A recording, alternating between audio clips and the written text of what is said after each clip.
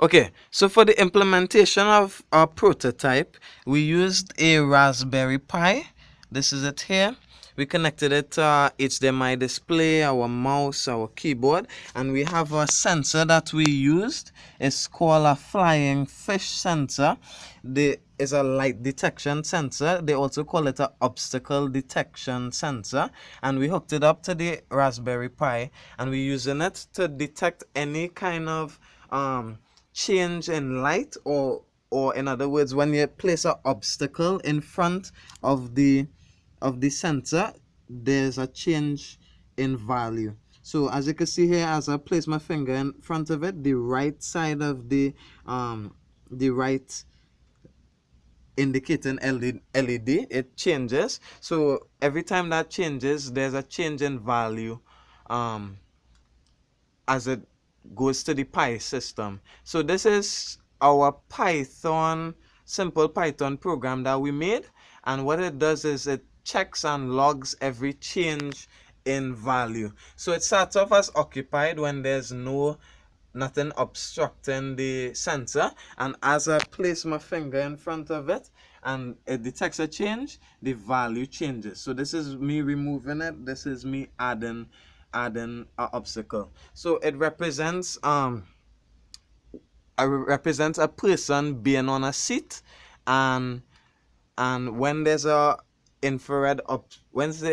change in this infrared sensor, then it logs it to the system.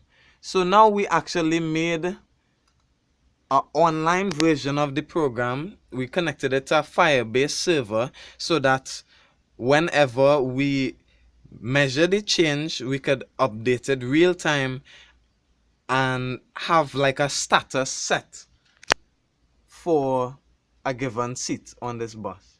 So this is me running the program here. We created a database. This represents a single seat on the bus, and as there's a change in value, we will see the status of the seat changing. So the only limitation is that the upload speed on the Wi-Fi is not that fast, so there's a little bit of a lag when you're changing the value, but this is it here. So the service would run mobile, it would run on the fly, on the go, in real time, and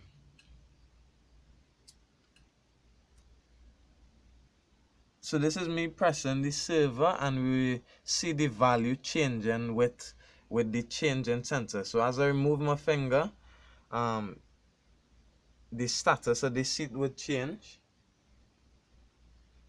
So it changes to unoccupied, and it changes to and from. So as I said before, with the slow upload rates,